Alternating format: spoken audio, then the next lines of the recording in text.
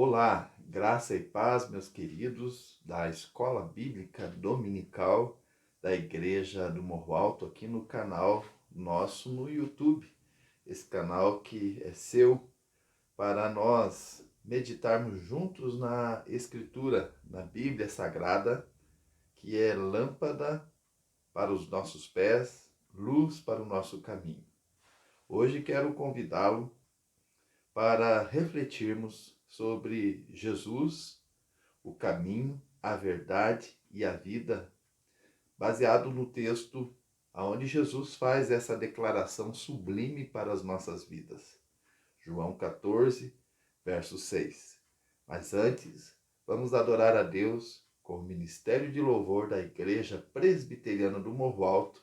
Convido você para louvar a Deus aí na sua casa, pegar o seu inário, você que é da igreja, você que não é e que está nos visitando, acompanhe e seja edificado. Pela graça de Deus, chegamos até aqui para louvarmos a Deus e trazer também essa palavra de edificação e de salvação. João 14, verso 1 a 6 é o texto base da nossa lição hoje. Mas louvemos ao Senhor com o Ministério de Louvor da Igreja Presbiteriana do Morro Alto. Vamos lá, pessoal, vamos louvar a Deus. Louvemos ao Senhor.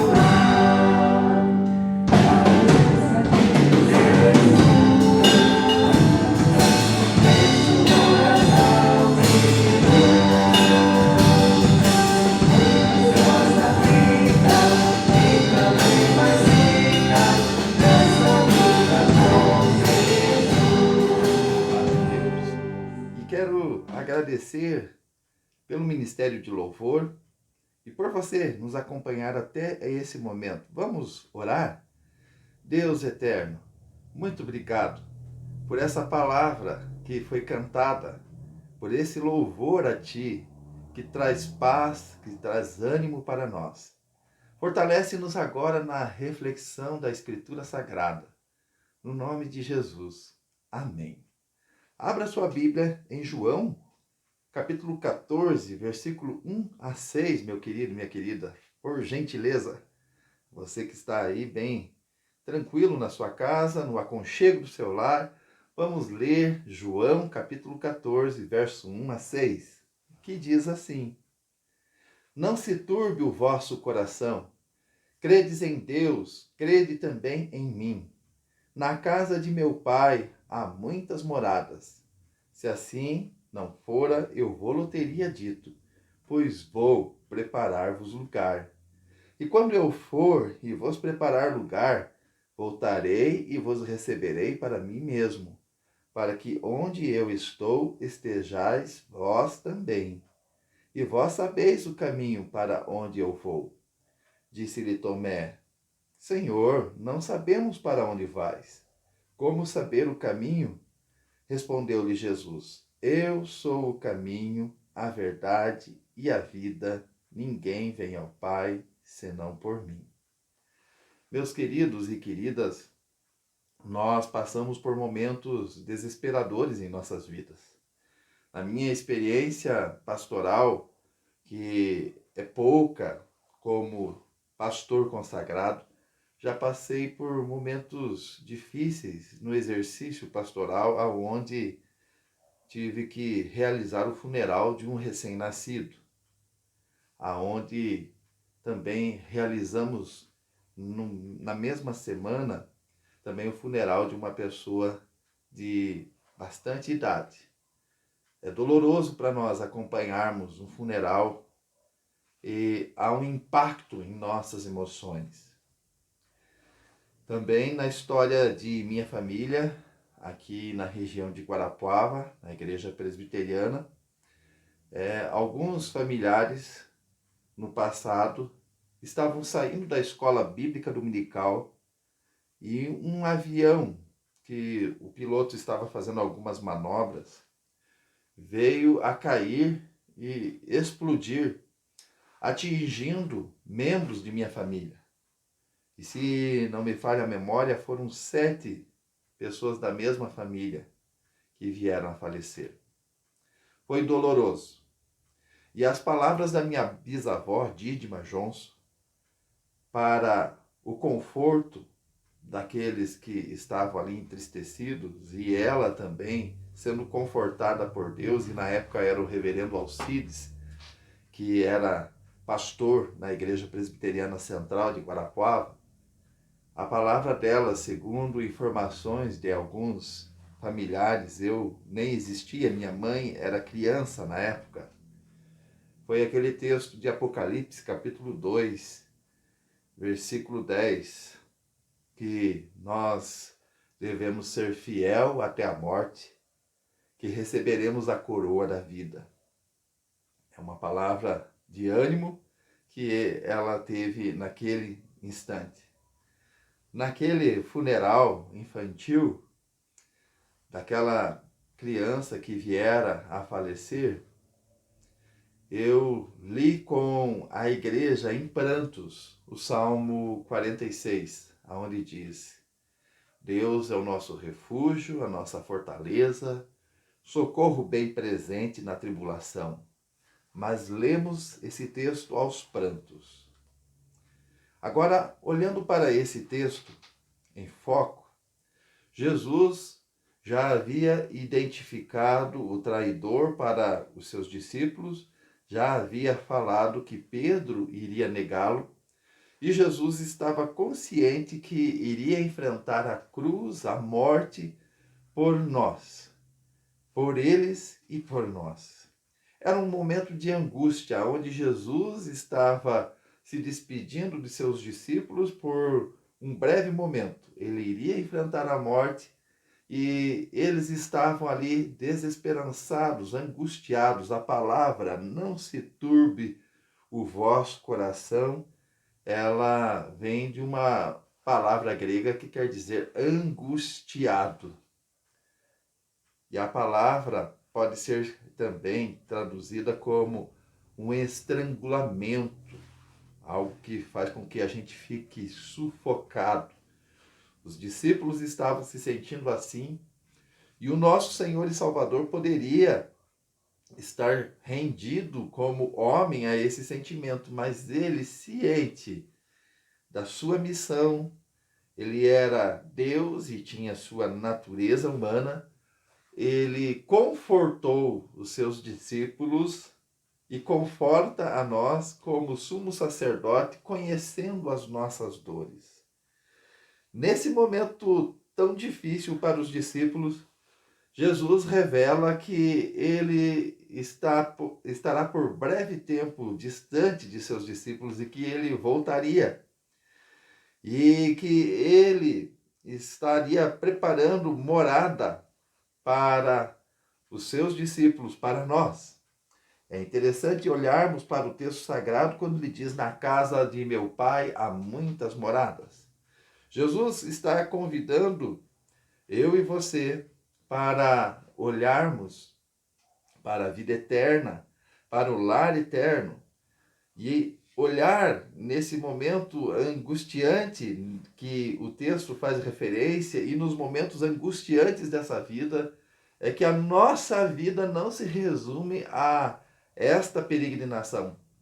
E estamos de peregrinação por aqui. Aqui não é o fim. Existe o lar celestial. Há um hino que diz assim: "Ó, pensai no lar lá do céu, nas gloriosas moradas de luz, onde aqueles que receberam Jesus como seu Senhor e Salvador, creram nele, estão já desfrutando das bênçãos eternas, como o apóstolo João descreve lá no livro de Apocalipse, o lugar onde não há luto e onde não há dor". Mas outro detalhe que chama a atenção o texto sagrado é que, no meio de toda essa angústia, vemos os discípulos completamente desorientados depois de 3 anos andando com o Mestre. Tomé pergunta no verso 5: "Não sabemos para onde vais, como saber o caminho?" Aqui fica, meus irmãos e minhas irmãs e meus amigos, uma lição para nós. Jesus sempre foi paciente, compassivo, cheio de compaixão para tratar com seus discípulos, e também não pagou mal por mal quando os fariseus religiosos da sua época, com suas tradições tão equivocados, que colocando peso sobre as pessoas com suas tradições, e eles mesmos não moviam nem com o dedo o que eles afirmavam. Jesus sempre foi longânimo com eles. É claro que Jesus foi firme, em alguns momentos disse: "Ai de vós, fariseus hipócritas". Essa expressão ai, ele está dizendo: olha o castigo que vocês vão ter, severo castigo vocês terão por causa de fazerem o que fazem. Jesus foi firme e amoroso ao mesmo instante. Com Tomé, ele é firme e amoroso.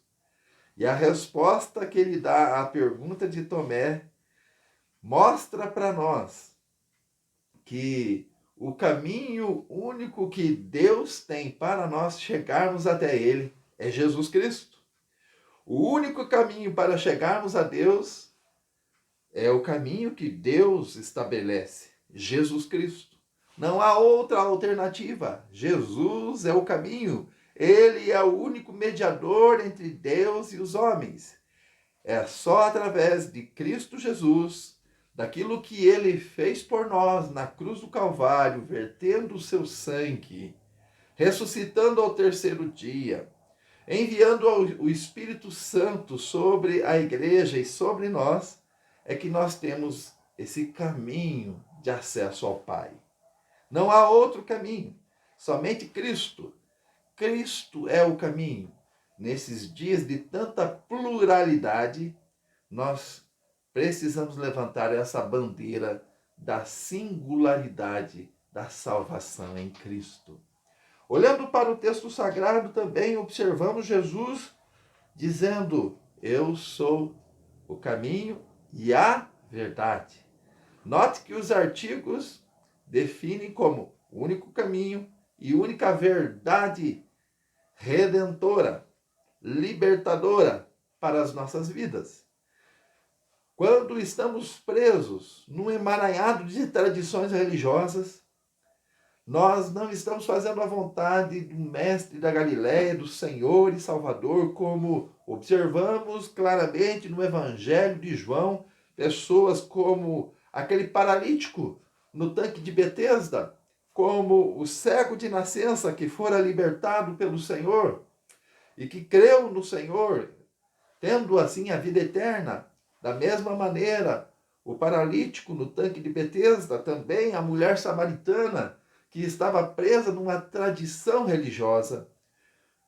Diz o Senhor Jesus, num contexto onde os judeus estavam se achando superiores e consideravam-se melhor aos gentios, ele diz: se eles fossem de fato descendentes espirituais, pela fé que Abraão teve, eles não iriam tratar as pessoas com desprezo e com ar de superioridade. E Jesus disse: se eles de fato fossem filhos de Abraão, eles seriam libertos e conheceriam a Jesus. E conhecereis a verdade, e a verdade vos libertará. Ele é a verdade libertadora, pois Abraão contemplou Jesus pela fé. Então, meu querido e minha querida, Jesus é a verdade redentora. A única verdade redentora. Não há salvação em outra pessoa, somente na pessoa excelsa de Jesus, que, de acordo com o texto de João, ele é o Cordeiro de Deus, que tira o pecado do mundo. Ele é o Verbo que se fez carne e habitou entre nós, cheio de graça e verdade. Ele é o pão vivo que veio do céu. Ele é a porta, ele é o bom pastor, ele é a ressurreição, ele é a vida. E chegamos aqui na terceira e última afirmação aqui no versículo 6. Jesus disse: e a vida. Meus irmãos, só temos uma plena comunhão com Deus quando andamos pelo caminho proposto por Deus, que é Jesus, quando nós nos rendemos à verdade redentora, que é Jesus, e teremos então uma vida de comunhão com Deus e não experimentaremos a segunda morte, o afastamento da glória de Deus para todo sempre. Não, teremos uma comunhão, uma vida plena, cheia da bênção de Deus, lá no lar celeste, lá aonde não há luto, lá onde não há choro, lá onde há alegria perpétua e aonde estaremos ali na presença do Senhor para todo sempre, desfrutando das suas delícias perpétuas com toda a sua glória. Meu querido, também finaliza o texto, verso 6, dizendo: ninguém vem ao Pai senão por mim. É por ele, Jesus, o caminho, a verdade e a vida. É por meio dele. Ele mostrou aos seus discípulos, mostra para nós o caminho, e ele é o próprio caminho. Ele mostrou a verdade e ele é a própria verdade. Ele mostrou a vida e ele é a própria vida. Lembre-se, Jesus, somente Jesus, nos liberta da falsidade, nos liberta dessa pluralidade que é colocada para nós nos dias atuais e também era colocada nos dias dele, essa pluralidade que faz com que as pessoas fiquem presas, amarradas. Jesus liberta. Que você renda-se ao senhorio de Jesus e prove que, de fato, Ele é o caminho, a verdade e a vida. Só através de Jesus você terá comunhão plena com Deus.